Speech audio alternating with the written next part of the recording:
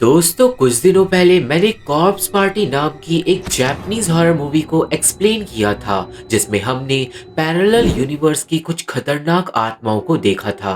वो मूवी काफी ज्यादा डरावनी थी और इसलिए आज मैं आप लोगों के लिए लाया हूँ उसका दूसरा पार्ट जिसका नाम है corps party book of shadows. IMDb ने 4.1 आउट ऑफ 10 की रेटिंग्स दी है और इस मूवी की कहानी वहीं से शुरू होगी जहाँ पे से लास्ट कहानी खत्म हुई थी। तो आप लोग वीडियो को पूरा लास्ट तक देखना।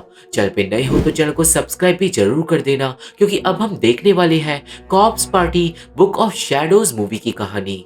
इस मूवी की शुरुआत होती है एक क्लासरूम के अंदर स्टूडेंट्स को दिखाते हुए जो कर रहे थे साचिको वाला रिचुअल। वो सब लोग साचिको की कागज की गोलियां को फाड़ते हैं पर कुछ भी नहीं होता।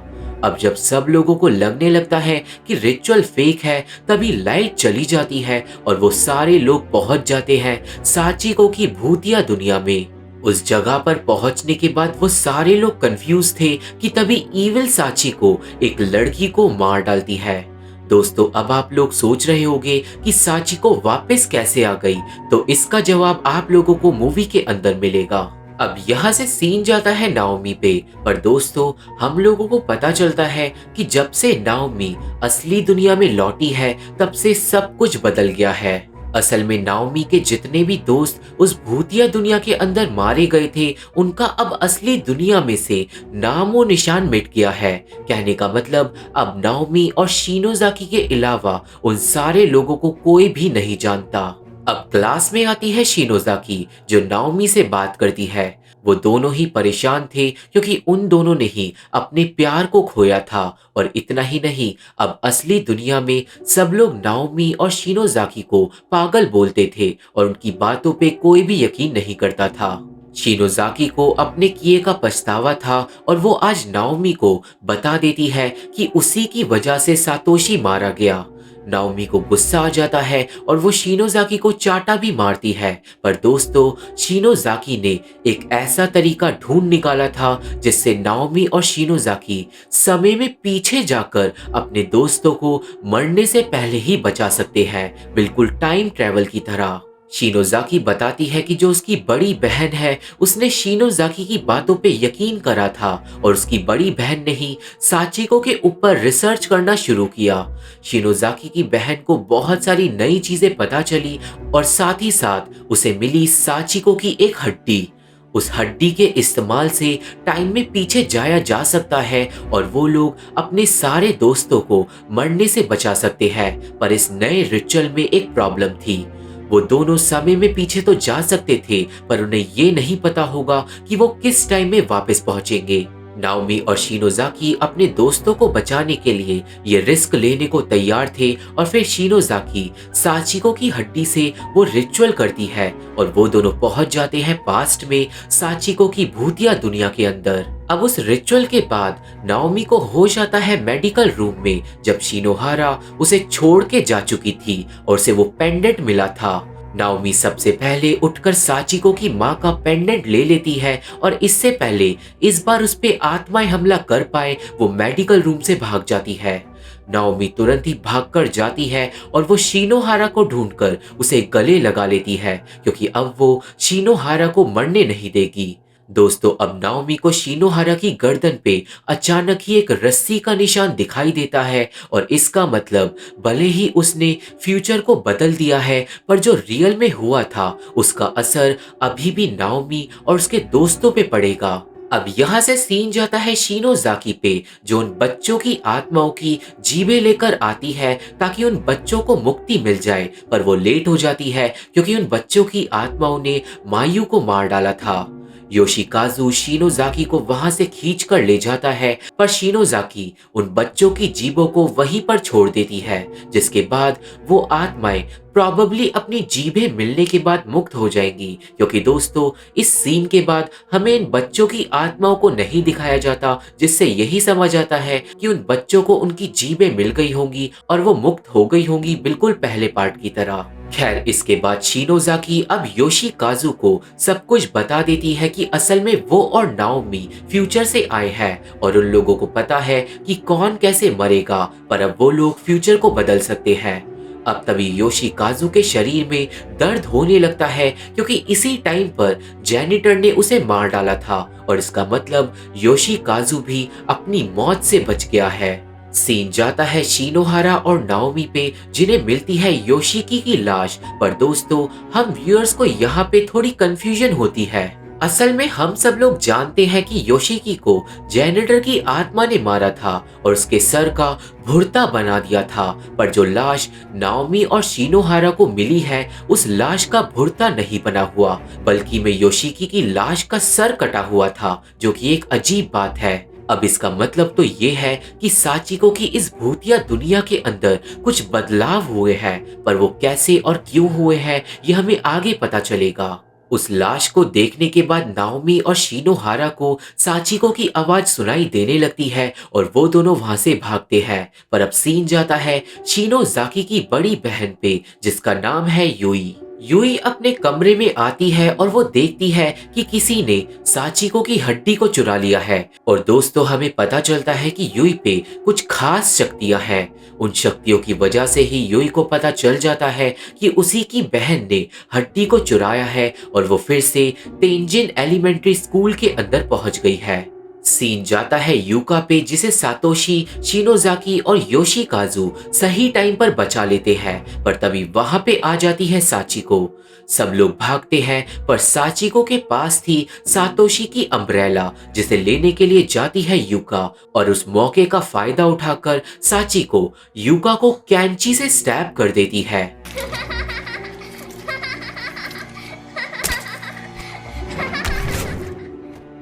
वो यूका को घायल करके बेहोश कर देती है और इतना ही नहीं, वो सातोशी को भी स्टैब कर देती है और साथ ही साथ योशिकाजु की हड्डियां भी तोड़ देती है।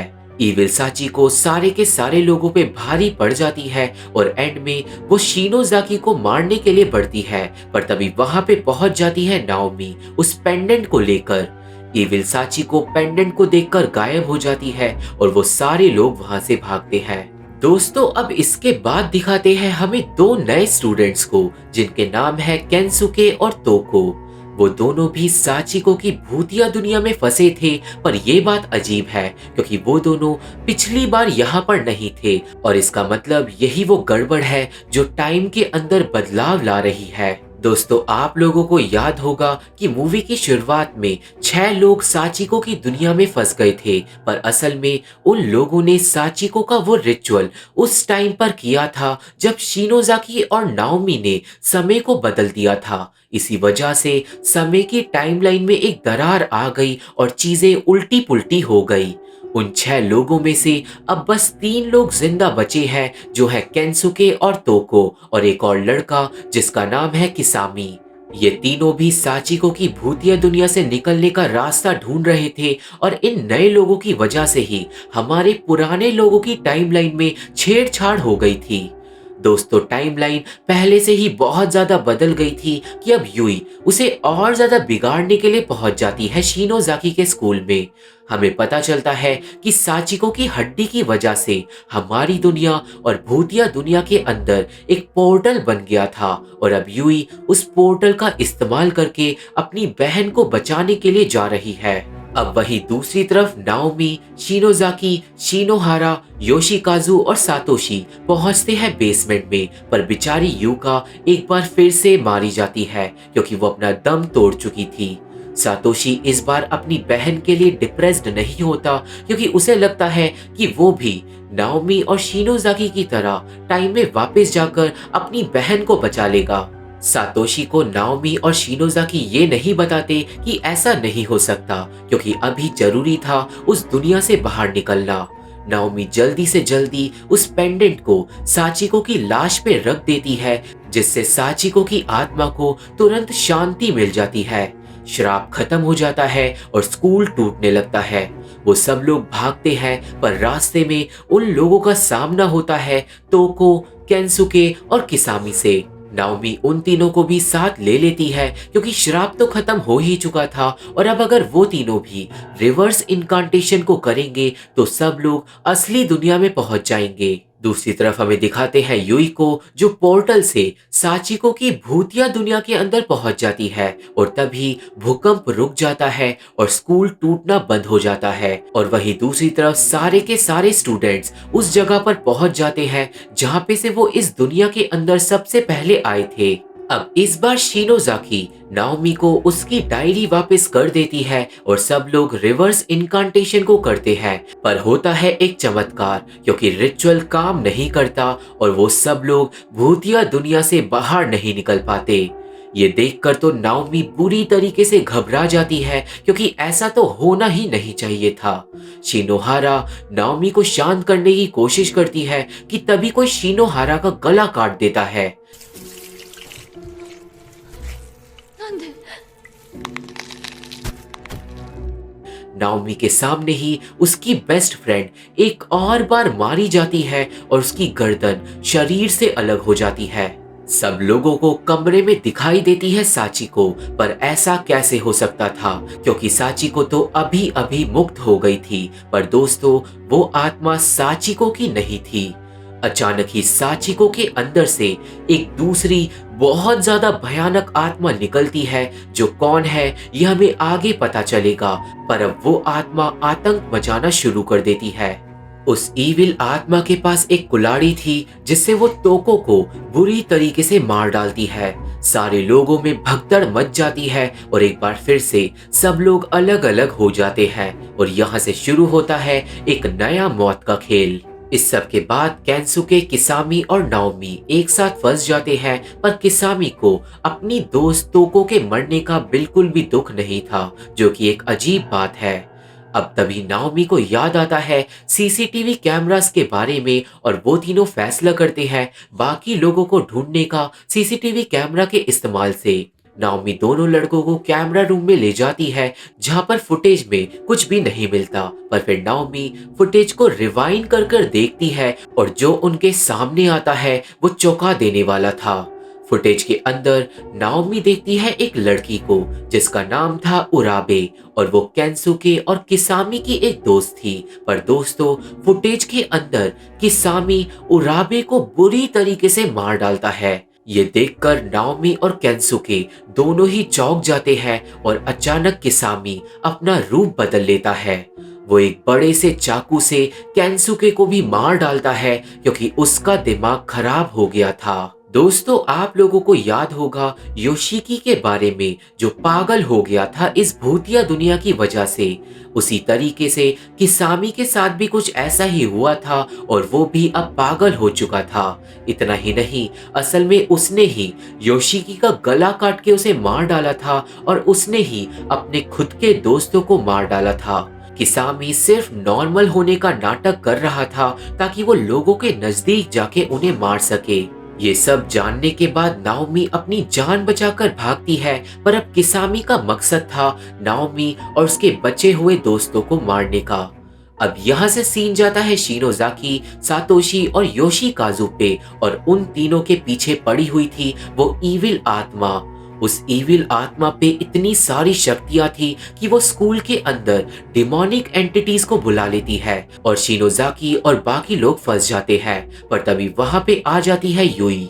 युई अपनी शक्तियों से डिमोनिक एंटिटीज को भगा देती है और वो सब लोगों को बचा लेती है। भागकर वो सब लोग एक सेफ जगह पर पहुंचते हैं, जहां पर अब युई बताती है कि वो नई ईविल आत्मा कौन है। वो ईविल आत्मा थी साचिको की जुड़वा बहन की, जिसका नाम था साची, पर साची पैदा होने से पहले ही मारी गई थी। युई बताती है कि साची की आत्मा हमेशा से साचिको के अंदर थी और जब साचिको की आत्मा को मुक्ति मिली तो साची की आत्मा आजाद हो गई, पर साची को रोकने का कोई तरीका नहीं है। और अब इसका मतलब इस भूतिया दुनिया से निकलने का भी सिर्फ एक ही रास्ता है, और वो है वो पोर्टल जो क्लासरूम के अंदर है और वो 10 मिनट के अंदर बंद हो जाएगा। वो सब लोग फैसला करते हैं नाओमी को ढूंढकर पोर्टल से जल्दी वापस जाने का, पर नाओमी की जगह उन लोगों को मिल जाता है पागल किसामी, जो नॉर्मल बिहेव करता है ताकि वो सबको मार सके। किसामी सब लोगों को झूठ बोलकर अपने साथ एक कमरे के अंदर ले जाता है, जहां पर वो गेट बंद कर देता है। जल्दी ही सारे लोग समझ जाते हैं कि किसामी पागल है और फिर किसामी अपने बड़े से चाकू से सातोशी को स्टैब करके उसे घायल कर देता है। योशिकाजु शिनोजाकी को बचाने के लिए यहाँ पर किसामी से लड़ाई करता है, पर किसामी योशिकाजु को मार डालता है और लड़ाई के अंदर सातोशी भी मरने वाला था कि तभी वो एक एसिड की बोतल को किसामी के चेहरे पे फोड़ देता है, जिससे उसका चेहरा बुरी तरीके से जल जाता है। उस लड़ाई के अंदर सातोशी भी मारा जाता है और यूई शिनोजाकी को लेकर भागती है। वो दोनों पहुंचते हैं पोर्टल के पास जो अब बंद हो गया था। यूई के हिसाब से अब वो लोग इस दुनिया से बाहर नहीं निकल सकते, जिससे शिनोजाकी बहुत ज्यादा डर जाती है। आखिरकार वो तो वापस अपने दोस्तों को बचाने के लिए आई थी, पर उसके सारे दोस्त फिर से मारे गए और अब वो लोग भी असली दुनिया में नहीं लौट सकते। शिनोजाकी घबराकर बेहोश हो जाती है और तभी वहां पे आ जाती है नाओमी। नाओमी यूई से मिलती है, शिनोजाकी को संभालती है, जिसके बाद यूई अपनी रिसर्च के बारे में कुछ और बातें नाओमी को बताती है। दोस्तों, असल में यूई को पता चला था कि तेंजिन एलिमेंट्री स्कूल के अंदर काले जादू का इस्तेमाल किया गया था बुक ऑफ शैडोज के जरिए। वो बुक मरे हुए इंसानों को जिंदा कर सकती है और अगर उन लोगों को वो किताब मिल जाए तो शायद वो लोग बच जाएंगे। थोड़ी देर बाद शिनोजाकी को होश आ जाता है और अब वो तीनों लड़कियां निकलती हैं उस बुक ऑफ शैडोज को ढूंढने के लिए। रास्ते में उन तीनों को साचिको की अच्छी आत्मा की आवाज सुनाई देने लगती है जो सबको अपने पास बुला रही थी, पर तभी पागल किसामी यूई को स्टैब कर देता है।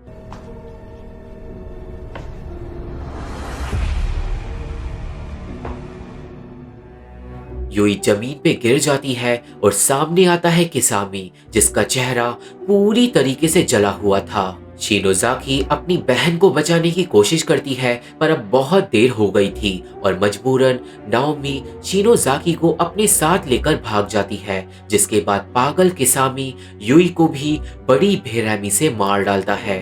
थोड़ी देर भागने के बाद शिनोजाकी गिर के अपनी बहन के लिए रोने लगती है, पर नाओमी उसे हौसला देती है क्योंकि अगर उन्हें बुक ऑफ शैडोज मिल जाएगी तो सब लोग जिंदा हो सकते थे। अब उस आखिरी उम्मीद पे भरोसा कर कर नाओमी और शिनोजाकी साचिको की आवाज का पीछा करते हुए आगे बढ़ते हैं और वो दोनों पहुंच जाते हैं एक कमरे के पास जिसके अंदर से सफेद रोशनी बाहर निकल रही थी, पर तभी वापस आ जाता है पागल किसामी। किसामी दोनों लड़कियों पे हमला कर देता है, जिसकी वजह से दोनों लड़कियां अलग अलग हो जाती हैं, पर किसामी पीछा करता है नाओमी का। नाओमी किसामी से काफी देर तक बच के भागती है और एंड में जब नाओमी को किसामी मारने ही वाला था तभी वहां पे आ जाती है साची की इविल आत्मा।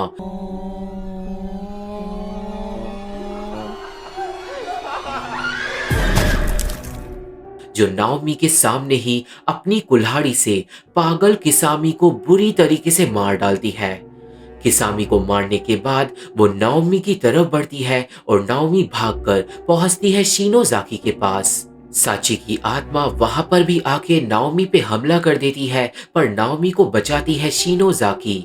शिनोजाकी साची से लड़ने लगती है और वो नाओमी को बोलती है कि अब उसे ही सब लोगों को बचाना होगा, जिसके बाद शिनोजाकी साची को लेकर एक खाई टाइप की जगह के अंदर कूद जाती है और अपना सैक्रिफाइस कर देती है। अपनी आखिरी दोस्त के मरने के बाद नाओमी दुखी हो जाती है, पर अब उसके कंधे पे सब लोगों को बचाने की जिम्मेदारी थी। वो फाइनली हिम्मत करके उस सफेद रोशनी वाले कमरे में पहुंचती है जहां पर सच में रखी हुई थी बुक ऑफ शैडोज, और इसका मतलब नाओमी अपने दोस्तों को बचा सकती है, पर वो ऐसा करेगी कैसे क्योंकि उसे काला जादू बिल्कुल भी नहीं आता था।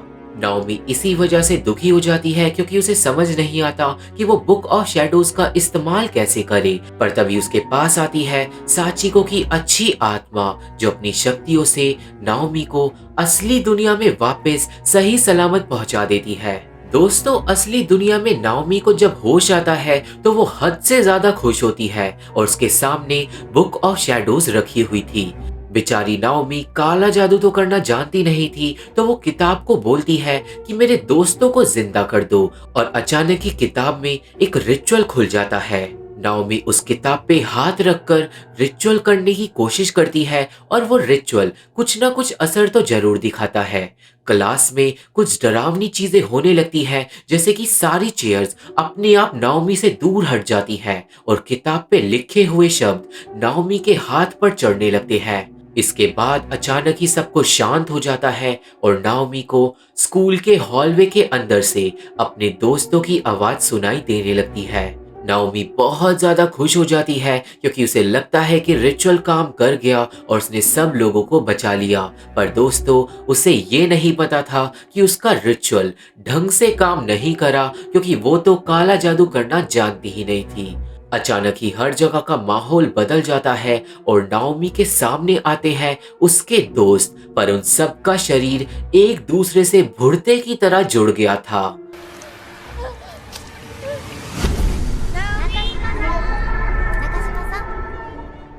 सब लोग जिंदा तो हो गए थे, पर अब वो सब लोग एक भयानक मॉन्स्टर में बदल गए थे, जिसे देखकर नाओमी चीखती है। बुक ऑफ शैडोज अपने आप बंद हो जाती है और मूवी यहीं पे खत्म हो जाती है। तो ये थी explanation corps party book of shadows movie की, और मुझे आशा है कि आप सभी को ये मूवी समझ आ गई होगी और मेरी वीडियो पसंद आई होगी। ये मूवी देखनी है तो मेरा टेलीग्राम ज्वाइन करना होगा। मेरे फेसबुक पेज का लिंक और बाकी social media link description box में मौजूद है, तो अगर आप लोग मेरे से जुड़ना चाहते हो तो आप लोग मेरे को वहाँ पे फॉलो जरूर कर सकते हो। वीडियो पसंद आई हो तो वीडियो को लाइक करके और चैनल को सब्सक्राइब करके हमारा सपोर्ट जरूर करना, क्योंकि इन्हीं चीजों से हमें हेल्प मिलती है। और अब मैं आप लोगों से मिलता हूँ अपनी अगली वीडियो में। तब तक के लिए थैंक यू, बाय बाय।